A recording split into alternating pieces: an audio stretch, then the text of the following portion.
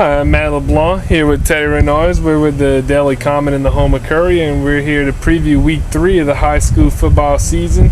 We've got a lot of area teams in action. Every team in the area is playing a home game this week, and I'm going to be out at Vandebilt versus Assumption, playing here at John L. Guidry Stadium Friday night at 7 o'clock. Take a look at these two teams, and you look at Assumption, they've had a rough few years in the past, and Don Torres is back. Yeah, you're right, Matt. You know, last week I got to cover the Assumption ED White game. Very, very impressed with the Mustangs. I mean, offensively, they pretty much did what they wanted against the Cardinals. Their running game behind Chris Johnson and Chris Skidmore has really, really solidified their offense. Deron Esther and Hunter Gutro is a great pass-catch combination. And defensively, they pretty much dictated to the Cardinals. So, you know, they're going to get the same type of team this week in Vandebilt, kind of the same along the line. ED White, maybe a little more versatile on offense with Elijah McGuire. But I think Assumption's a team that Vandebilt can't take lightly at all. Right, Vandebilt can't take Assumption lightly. Assumption can't take Vandebilt lightly. You look at Vandebilt; they're 1-1 on the season. In Week 1, they defeated ED White 27-24. They came back from 10 down with about 3 minutes left in that game. And last week they had a rough one against St. Charles. They lost 45-32. Yeah, they still produce. They move the football, but in speaking with Coach Lori DuPont this season, they've had problems holding on to the ball. They've got 6 turnovers already this season. 3 against ED White, 3 against St. Charles. And if they can hold on to the ball, they'll be dangerous offensively. And like you said, Assumption, they bring that running threat with Chris Johnson, Skidmore, and Leonard Buggage. They bring that passing threat. It's going to be an exciting game, and while it's a non-district game, it's going to tell us a lot about where these two teams are and where they're going the rest of this season. Yeah, Matt. I mean, right now, even though it's Week 3, we got a bunch of critical games on the schedule. And another critical game we got is the game I'm covering Friday night, and that's Thibodaux hosting Dutchtown at Tiger Stadium.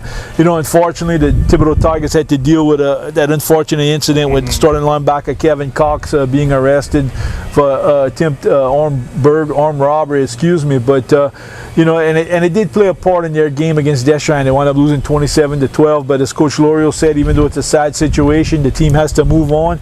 They understand the young gentleman's no longer on the team, and they have to put their best foot forward. And Dutchtown, we're talking about a team that's ranked number 6 in the state. Matt, you saw the game last year at Dutchtown. Came down in the final minute. Ephraim Reed's still there. Leon Bluen's still there. And that kicking game that Dutchtown has is still there. So it's going to be a big test for the Tigers. Thibodaux loves to play this tough non-district schedule. They open up against McDonough 35 last week against Deschamps, and now against Dutchtown.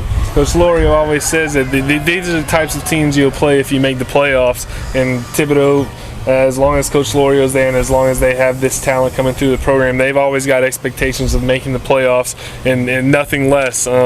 And this is another one of those games where you'll learn what type of team Thibodaux has. Final dress rehearsal before district starts next week, and I'm sure Thibodaux is going to be looking to have a good performance out there against Dutchtown. Yeah, let's look at the rest of the schedule, Matt. I mean, Thursday we got a couple of games. Thursday night we start off with John McDonough at Terrebonne. Terrebonne 2-0 right now, starting to receive a little votes in the Class 5A poll, getting a little respect. Another test with John McDonough, a team they handled last year, but you never know those, you know, in public schools, they can always change it from year to year and be pretty good. And then we got Highland Baptist against Covenant Christian here again at Nichols Thursday. They're off to a pretty good start this season and seem to be playing pretty well. Coach Blight Wunstle's got them rolling. They've won pretty convincingly in most of their games. Moving on over to Friday night, a big game.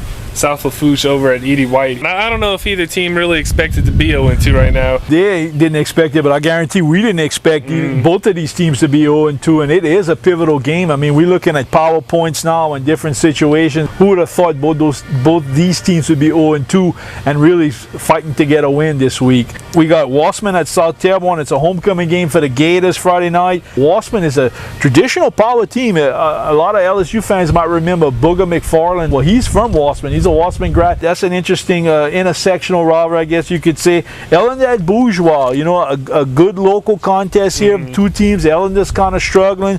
Bourgeois got a big win over Carver. It looks like they might have righted the ship, but interesting game right there because it's two local teams looking to keep that right track.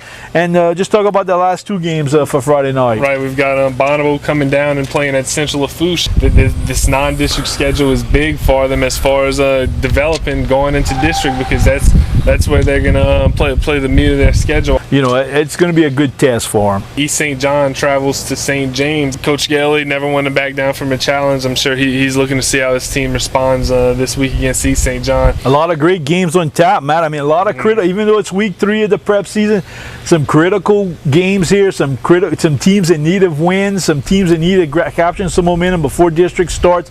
It's your last chance, like you said, last dress rehearsal, but obviously a lot of teams want to show some improvement this week and earn that first win of the season or keep riding that momentum that they've built so far. Right. I don't know if I can remember a prep season where this early in the season, outside of district, we've seen games that can mean so much to some of these teams in this area. From John L. Guidry Stadium on the campus of Nicholas State University, it's Matt LeBlanc and Teddy Renoy signing off.